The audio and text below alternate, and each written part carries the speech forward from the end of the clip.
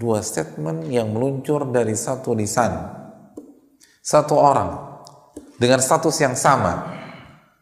Ketika Fir'aun mengatakan aku Rabb kalian yang paling tinggi, dia kaya. Dan ketika dia mengatakan aku beriman kepada Allah dan aku Islam, dia pun kaya. Ketika Fir'aun mengatakan aku Rabb kalian yang paling tinggi, dia raja. Dan ketika dia mengatakan aku beriman, dia pun raja. Kok bisa ya? Aneh bin ajaib ini orang.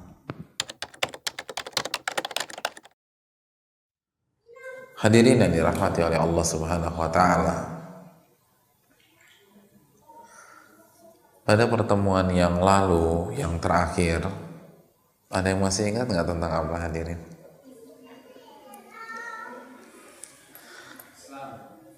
Tentang arti Islam, ya. Pada kesempatan kali ini kita akan berbicara tentang hal yang unik. Kenapa unik? Karena biasanya di dalam kajian-kajian dan majelis-majelis kita terbiasa mengkaji, membahas, dan merenungkan rangkaian kata yang meluncur dari manusia terbaik. Jadi dari lisan manusia yang terbaik. Siapa manusia yang terbaik? Baginda Rasul Sallallahu Alaihi Wasallam. Namun untuk kesempatan malam hari ini kita akan berbicara, mengkaji, dan merenungkan rangkaian kata yang meluncur dari lisan manusia terzalim di dunia.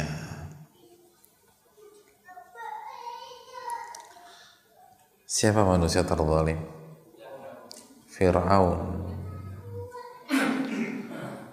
Betul nggak? Kayak tetangga saya Pak Ustadz tuh zalim banget. Enggak. Fir'aun lebih zalim daripada tetangga kita. Kalaupun mereka zalim, insya Allah di sini baik-baik semua. Dan Fir'aun ini sosok yang unik. Nabi bukan, Rasul juga bukan, orang soleh juga bukan. Tapi statement-statementnya cukup banyak di dalam Al-Quranul Karim. Ya enggak? Kalau statement Abu Lahab pernah ketemu nggak dalam Al-Quran? Ya, tabat siada abi lahabi watab. Tapi ucapan Abu Lahab sendiri nggak ada. Tapi Fir'aun, lebih dari 1, 2, 3 kali Allah sebutkan.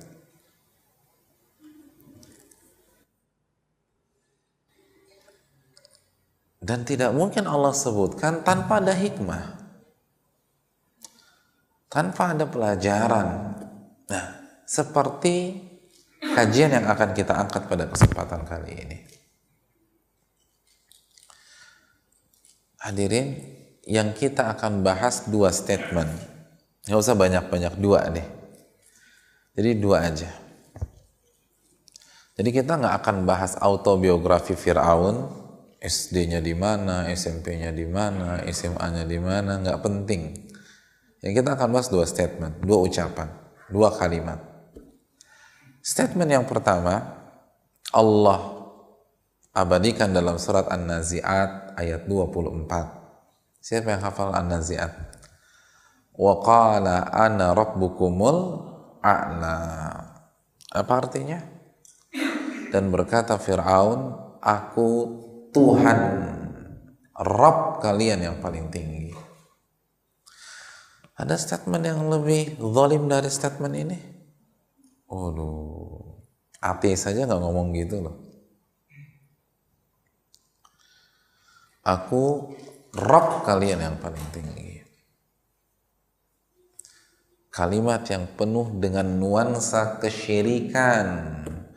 Bahkan ini bukan syirik lagi, ini syirik kubik, hadirin. Pangkat 3 udah. Syirik itu kan mensejajarkan manusia atau makhluk dengan Allah dalam hal-hal yang merupakan kekhususan Allah, ya nggak sih?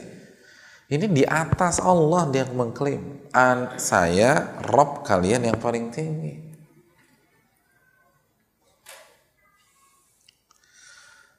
Namun keanehan Fir'aun nggak berhenti sampai di sini. Statement yang kedua yang Allah cantumkan dalam surat Yunus. Ayatnya nanti saya bocorkan, jangan sekarang. Fir'aun mengatakan, qala amantu annahu la ilaha illa alladhi amanat bihi banu Israel wa ana minal muslimin. Fir'aun berkata, aku beriman bahwa tidak ada zat yang berhak diibadahi kecuali zat yang diibadahi oleh Bani Israel. Dan aku termasuk orang-orang muslim yang menyerah kepada Allah. Ya enggak? Pertemuan yang lalu kita sudah jelaskan apa itu muslim. Muslim artinya apa? Menyerah kepada Allah. Fir'aun mengatakan, dan statement ini diucapkan dengan tulus, artinya serius gitu loh.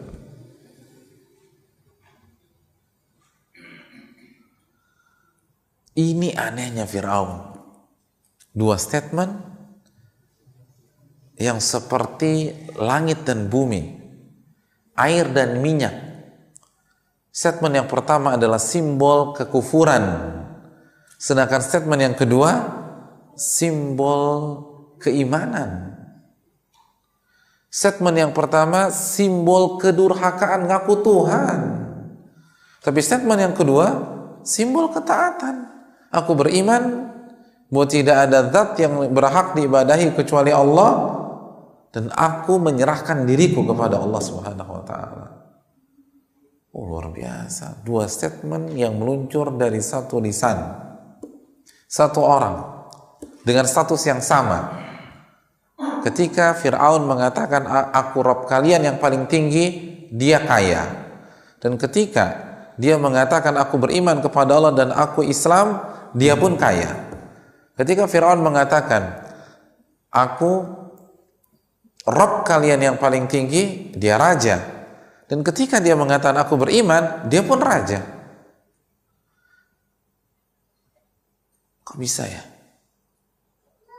Aneh bin ajaib ini orang.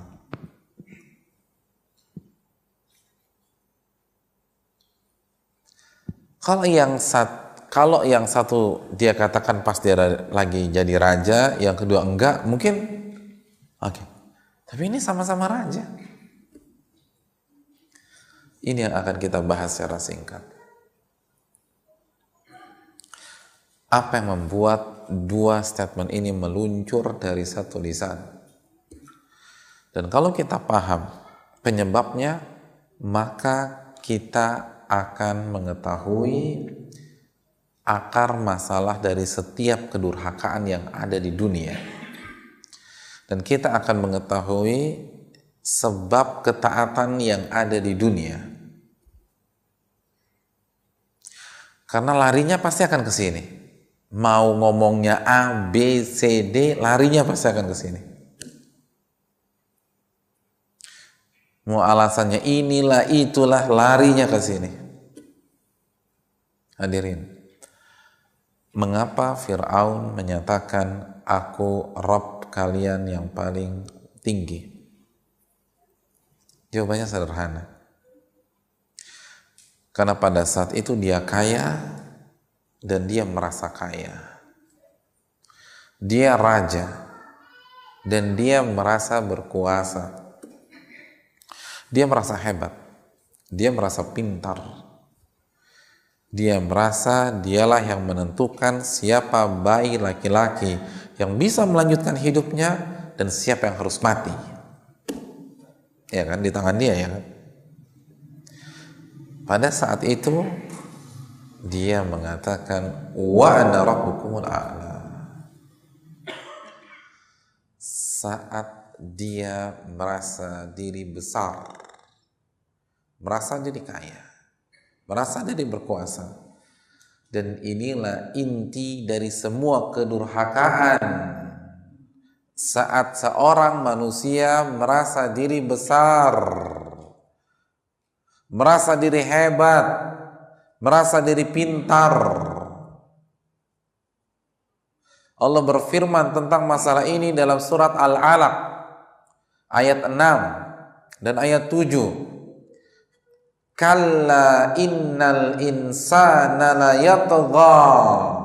Apa kelanjutannya? Ar-ra'ahu istaghna. Itu inti semuanya. Ketahuilah, manusia akan melampaui batas, manusia akan zalim, manusia akan durhaka, manusia akan bermaksiat, manusia akan melakukan kemungkaran. Kapan itu terjadi? Ar-ra'ahu istaghna, ketika dia melihat dirinya kaya. Ketika dia merasa kaya, ketika dia merasa besar, ketika dia merasa cerdas. Bukan ketika dia kaya. Ayatnya nggak bunyi demikian. Allah berfirman, ar-ra'ahu istaghna, ketika dia melihat dirinya kaya. Bukan pada saat dia kaya.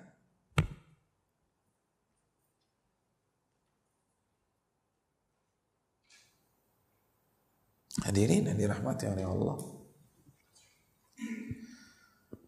Saat kita merasa diri besar, pada saat detik itulah kita akan durhaka kepada Allah.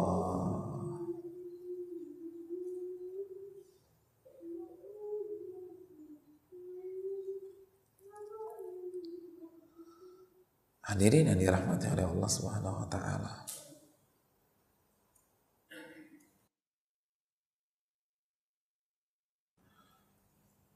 Dan sebaliknya,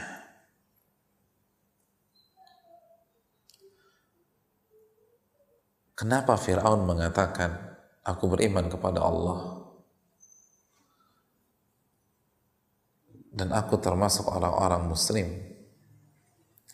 Pada saat itu dia kaya, tapi dia tidak merasa kaya. Dia raja, tapi dia tidak merasa berkuasa. Kenapa demikian? Silakan buka surat Yunus ayat 90. Allah berfirman, hatta idza adrakahul gharaqu qal amantu annahu la ilaha illa alladhi amanat bihi banu Israel wa ana minal muslimin. Ketika Fir'aun tenggelam di Laut Merah, tenggelam, di saat itulah dia merasa diri lemah. Dia merasa diri kecil, dia merasa dirinya kerdil, dia tidak bisa menahan arus bawah yang begitu kuat. Dia kaya, tapi dia merasa hartanya gak bermanfaat bagi dia pada saat itu. Dia raja, namun dia melihat sendiri bahwa pasukannya pun tenggelam bersama dia. Dia merasa gak punya apa-apa. Tapi statusnya masih raja. Tapi dia yakin, pada saat itu dia rasa benar dan yakin benar, saya nggak berkuasa, saya nggak bisa mengatur laut.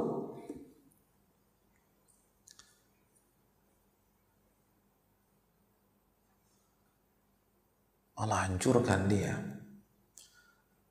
Bayangkan, Tuhan tidak bisa berenang dan menyelamatkan diri dari arus bawah. Untuk menghancurkan Fir'aun, Allah tidak turunkan pasukan ababil, enggak. Air dan semua habis. Itu dihinakan oleh Allah. Abraham masih pasukan ababil yang turun, Fir'aun enggak. Air. Dan semua selesai. Di situ dia merasa benar-benar berada di titik nadir. Maka dia ucapkan, aku beriman bahwa tidak ada zat yang berhak diibadahi kecuali Allah, dan aku menyerahkan diriku kepada Allah. Ini kunci semua ketaatan. Ini kunci bagaimana kita mengamalkan kajian pertemuan yang lalu. Hadirin, Islam adalah menyerah. Mungkinkah kita menyerah ketika kita merasa kuat?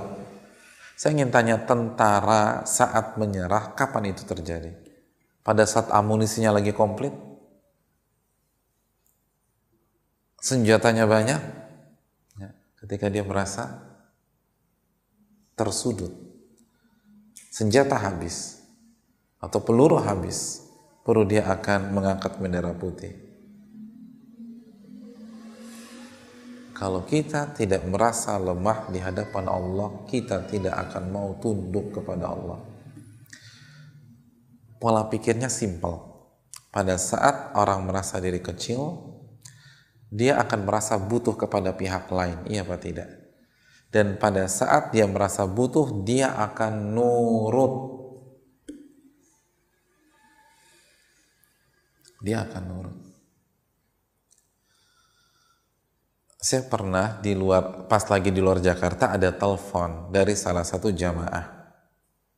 Dia sedang ada masalah, lalu dia katakan begini ke saya, Ustadz bisa ketemu nggak? Saya katakan, mohon maaf saya lagi di luar Jakarta.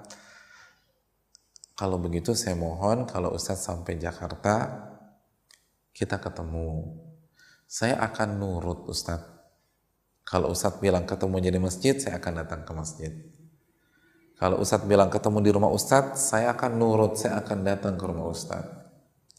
Kalau Ustadz mau ngobrol sambil makan, saya akan datang ke tempat makan tersebut. Dalam hati Anda, ini orang nurut banget. Tapi setelah dipikir-pikir lagi, kenapa dia nurut? Karena dia merasa butuh, itu udah. Ya, dia merasa butuh, makanya dia nurut. Dan kapan orang merasa diri butuh? Saat dia merasa diri lemah, saat dia merasa diri kecil, saat dia merasa diri kerdil, saat dia merasa diri bodoh. Antum pergi ke dokter, dokter suruh antum ronsen nggak? Ronsen. Lalu dokter suruh, Pak MRI dulu ya, kita MRI nggak? Kenapa? Karena kita merasa, nih dokter pintar dan kita bodoh dalam masalah ini. Coba kalau kita merasa pintar, dok jangan begitu dok, harusnya nggak perlu ini ronsen, langsung ke resep aja. Ya udah bapak aja jadi dokternya deh. Ini penting, perasaan ini penting. Hadirin, kita tidak sedang menyindir kekayaan. Silakan jadi orang kaya, tapi Anda tidak boleh merasa kaya di hadapan Allah. Silakan menjadi seorang pejabat, tapi Anda tidak boleh merasa berkuasa di hadapan Allah. Jadi ini bukan tentang kekayaan atau tentang kekuasaan. Kalau tentang kekuasaan, saya tanya, mana yang kekuasaannya lebih besar, Fir'aun atau Umar? Fir'aun atau Nabi Sulaiman? Hadirin, kalau melawan Umar, Fir'aun rasanya nggak ada apa-apanya. Fir'aun hanya raja Mesir, titik. Tapi Umar yang membuka Syam, Palestina, Yordania, Suriah, Lebanon. Tapi kenapa yang satu mengatakan wa ana rabbukumul a'la, aku Rabb kalian yang paling tinggi, dan yang satunya sujud kepada Allah dan dalam sujudnya mengucapkan subhana rabbiyal a'la, maha suci Allah yang maha tinggi. Padahal lebih hebat dia nih. Fir'aun dengan Nabi Sulaiman, mana yang lebih berkuasa? Jelas Nabi Sulaiman. Fir'aun lagi-lagi hanya raja Mesir, tapi Sulaiman raja bangsa manusia dan jin. Hadirin, Nabi Sulaiman memiliki pasukan yang bisa memindahkan singgasana Ratu Bilqis hanya dengan kejapan mata. Fir'aun bisa memindahkan singgasana raja lain? Nggak bisa, walaupun ngedip-ngedip terus nggak bisa udah. Ngedip-ngedip terus gitu, nggak bisa, nggak pindah-pindah, nggak bisa dia. Tapi Sulaiman bisa. Tapi kenapa yang satu ngaku Tuhan? Lalu Nabi Sulaiman mengatakan, hadza min fadli rabbi liyabluwani ashkuru am akfur. Karena Nabi Sulaiman merasa kecil, Makanya beliau mengatakan, hadza min fadli rabbi. Ini adalah karunia, kepunyaan Allah. Beliau berkuasa, tapi beliau nggak merasa punya sesuatu. Semua ini punya Allah, kata Nabi Sulaiman. Bukan punya aku. Ini untuk mengujiku, apakah aku bersyukur atau aku kufur. Ini intinya, hadirin.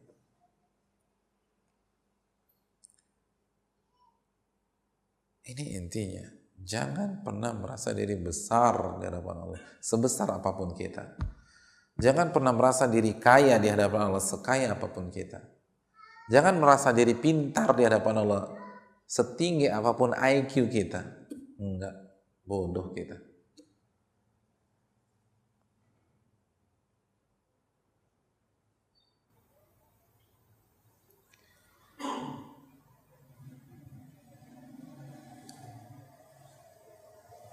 Iya enggak sih? Nah sekarang, sebagian pihak tahu bahwa ia bekerja di tempat yang haram. Lalu ketika dianjurkan keluar, apa kata dia?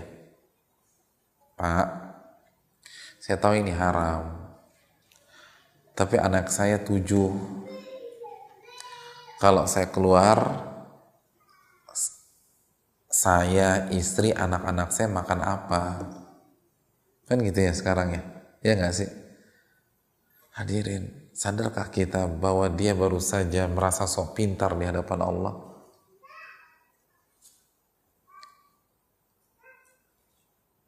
Jadi gini loh, di hadapan dia ada 2 opsi. Opsi yang pertama, matematikanya, logikanya. Gaji saya 20 juta. Kalau saya keluar, maka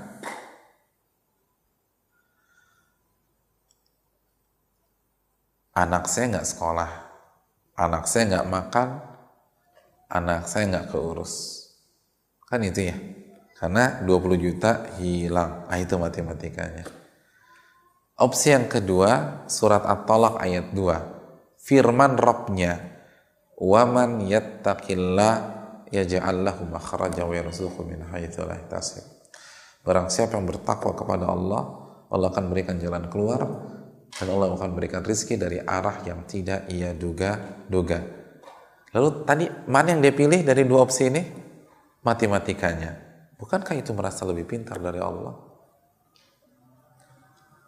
Jadi dia nggak mau ngambil firman Allah, dia lebih percaya dengan matematikanya. Kenapa? Karena merasa pintar.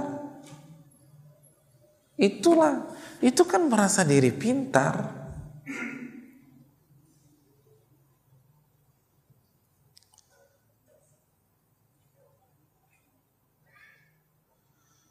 Hadirin, ini yang jadi masalah. Kita ini ngelanggar karena sok pintar di hadapan Allah,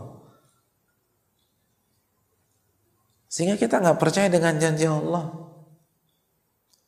Kalau kita merasa bodoh, itu tadi, ketika pasien merasa diri bodoh, itu dokter suruh nyuntik 3 kali sehari, dia akan nyuntik 3 kali sehari. Dia akan bantah. Orang ngebantah itu merasa diri pintar.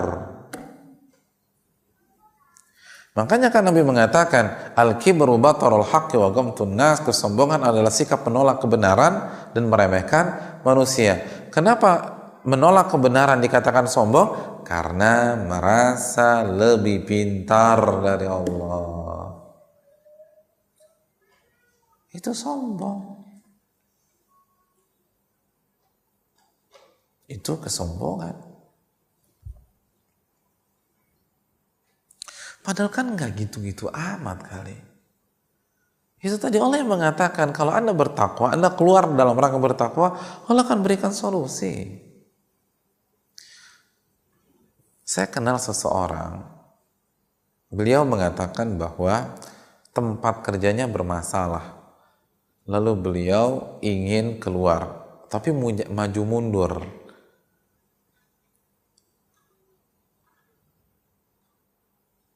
Maju mundurnya itu selama 2,5 tahun.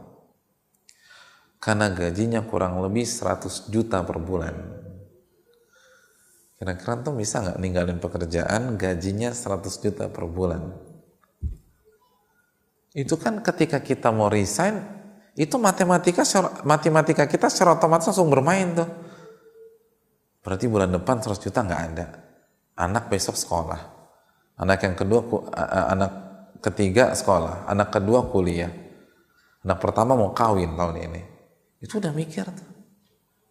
Itu 2 tahun. 2,5 tahun maju mundur.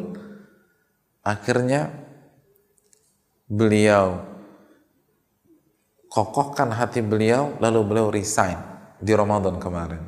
Apa yang terjadi hadirin? Belum genap 1 minggu, ada 3 perusahaan lain yang menawarkan beliau dan mengajak beliau bergabung dan menawarkan salary di atas 100 juta. Karena Allah sudah katakan, wa man yattaqillaha yaj'al lahu makhraja. Barang siapa yang bertakwa, Allah akan berikan solusi dan Allah akan kasih rezeki dari arah yang tidak ia duga-duga. Tapi kan lagi-lagi banyak orang kan udah main logika duluan karena merasa diri pintar. Akhirnya haram lagi. Nah beliau ini buktikan benar, nggak sampai 1 minggu kata beliau. 3 atau 4 perusahaan menawarkan. Tinggal pilih aja, tinggal milih sambil merem dah. Mau yang mana?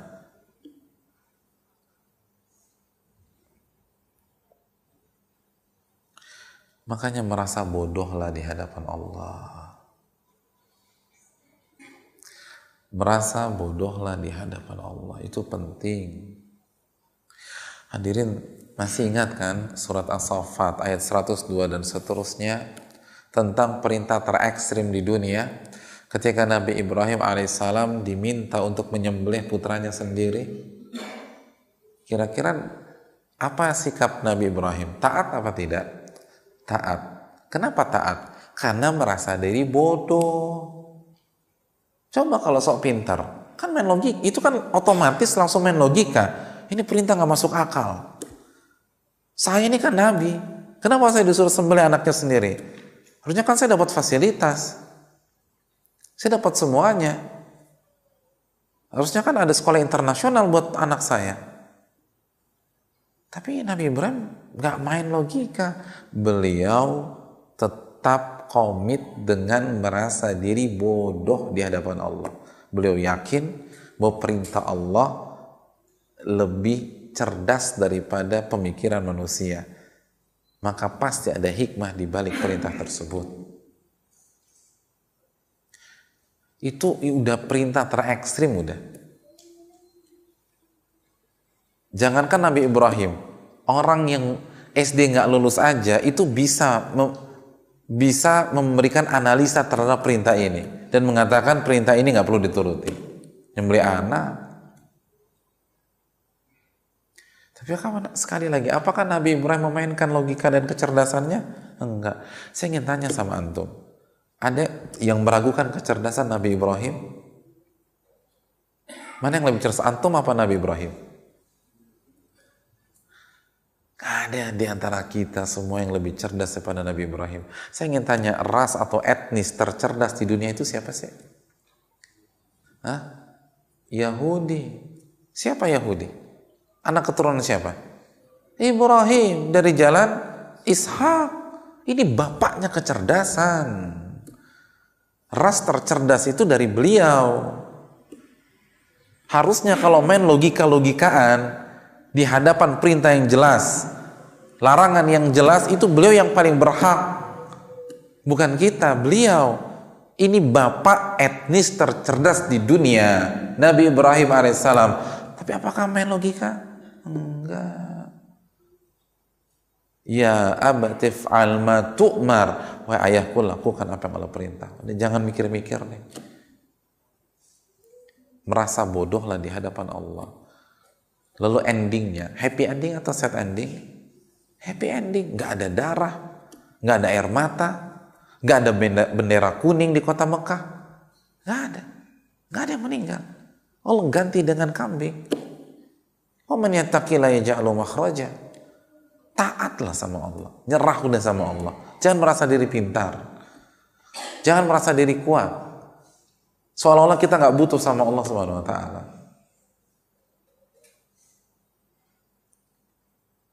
Fir'aun sudah membuktikan ketika dia merasa diri berkuasa, wa ana rabbukumul a'la. Tapi ketika dia merasa tidak bisa ngapa-ngapain lagi, amantu annahu la ilaha illalladzi amanat bi banu Israil wa ana minal muslimin.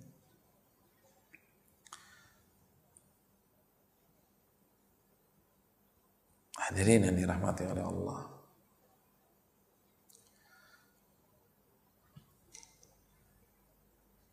Walaupun memang berat ya, apalagi ketika kita diberikan keluasan harta. Susah loh, orang kaya merasa diri nggak kaya itu kan susah banget. Penguasa merasa diri nggak berkuasa, itu berat.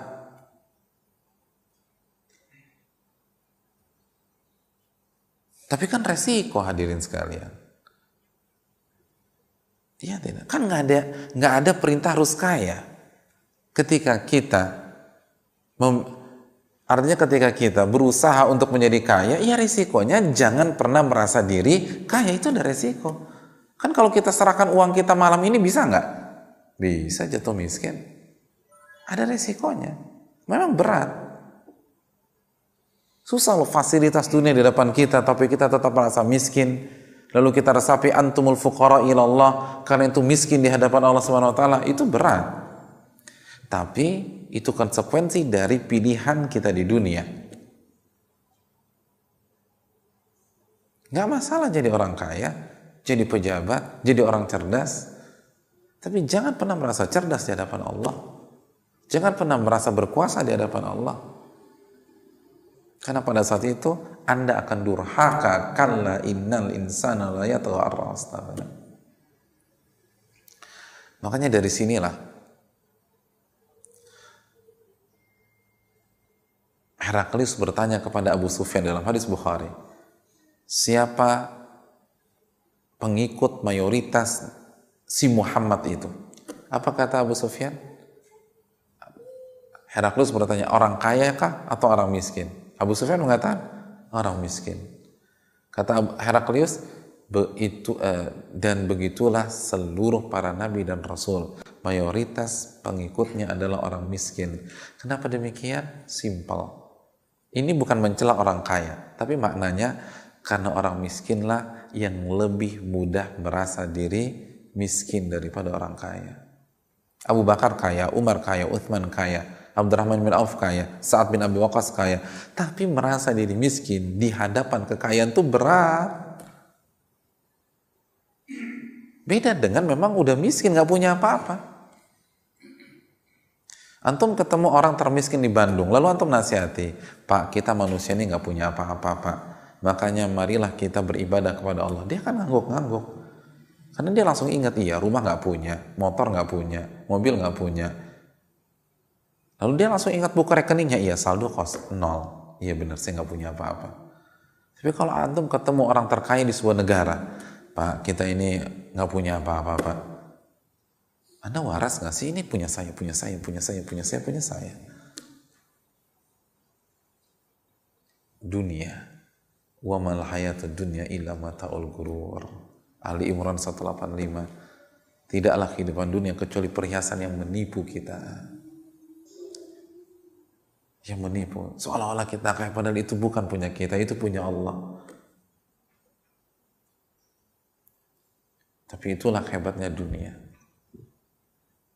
Oleh karena itu hadirin yang dirahmati oleh Allah, kalau kita ingin sukses,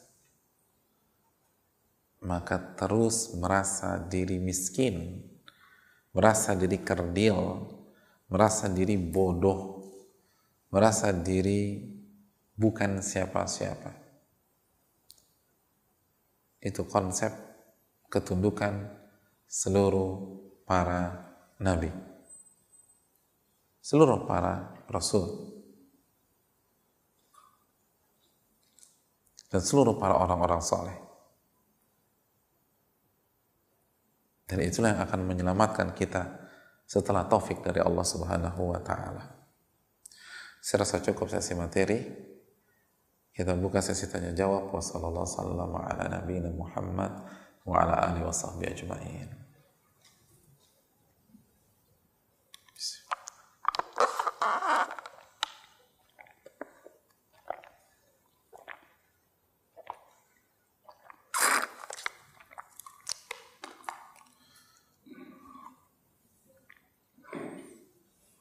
Ada pertanyaan?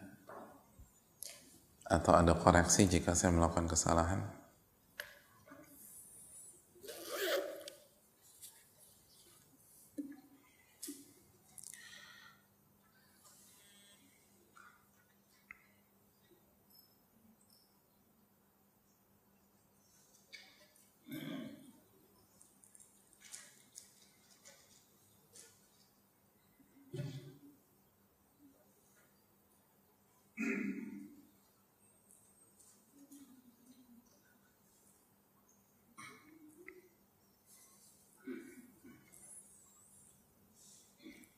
Pertanyaan hadirin.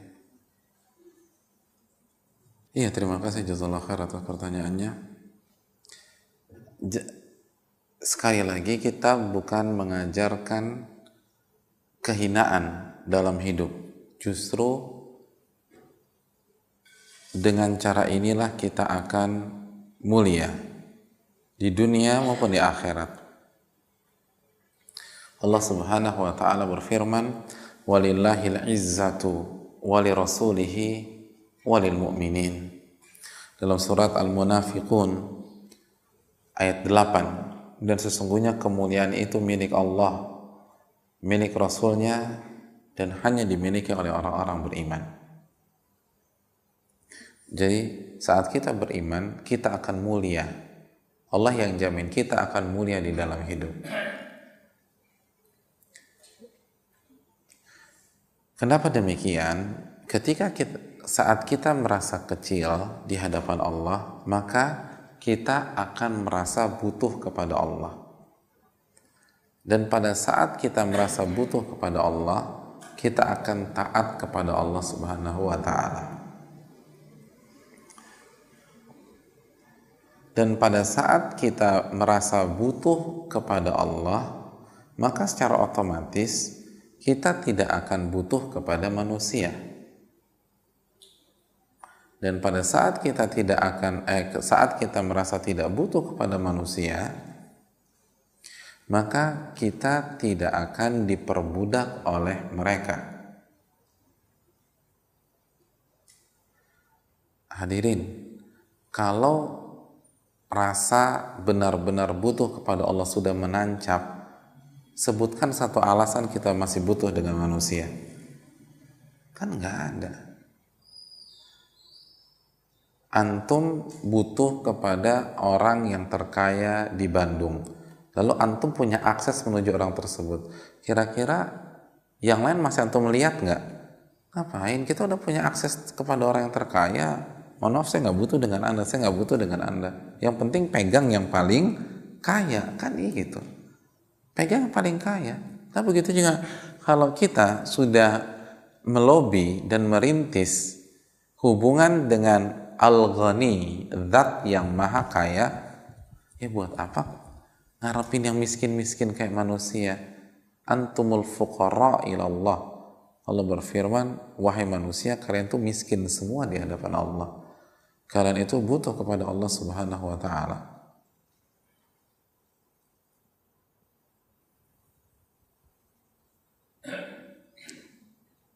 Oleh karena itu, ini yang perlu kita camkan.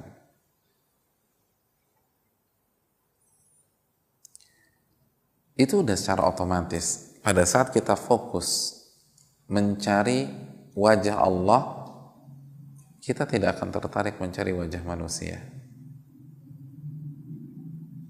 Ketika antum ada di perusahaan, ini kalau boleh gaya menjilat gitu ya, maka hendaklah menjilat siapanya? Cari muka siapa?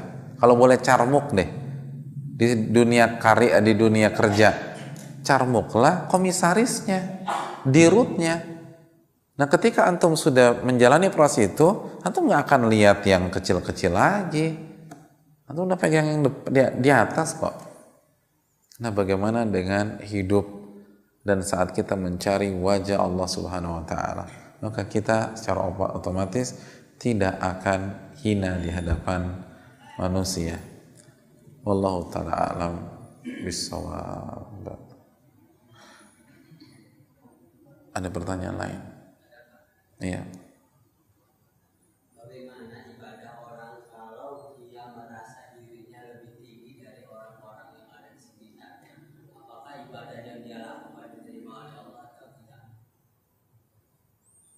Iya, terima kasih jazakallahu khairan. Hadirin yang dirahmati oleh Allah Subhanahu wa taala.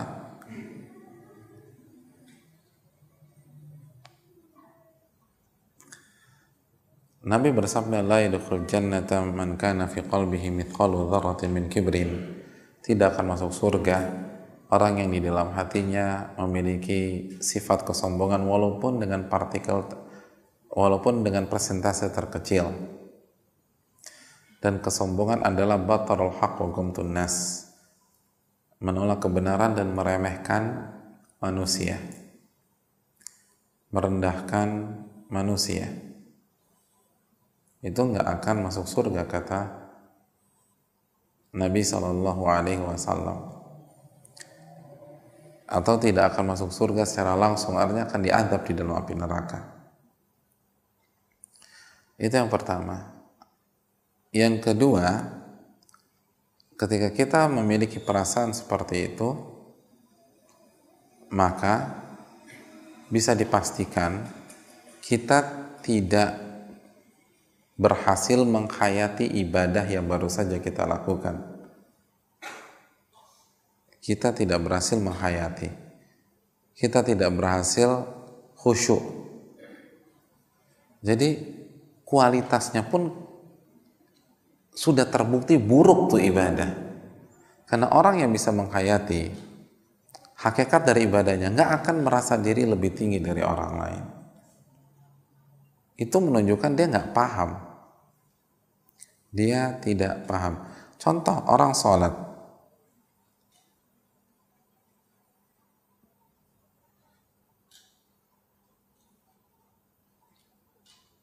Contoh orang yang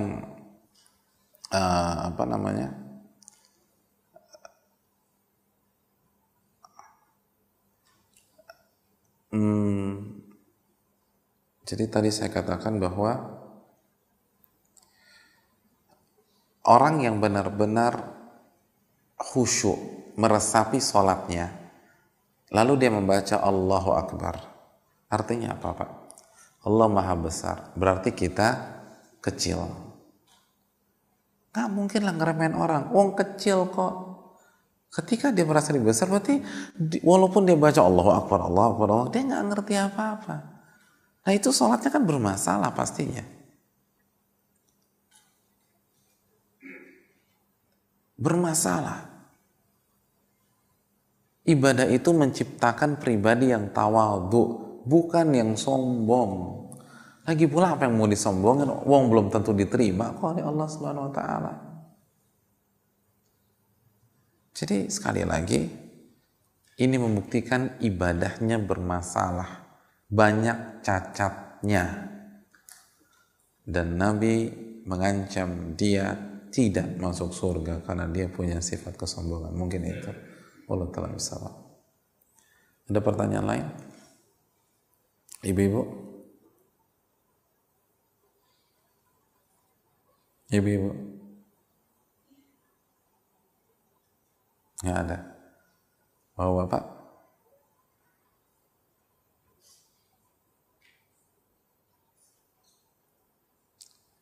Ya, kalau begitu kita cukupkan sampai di sini.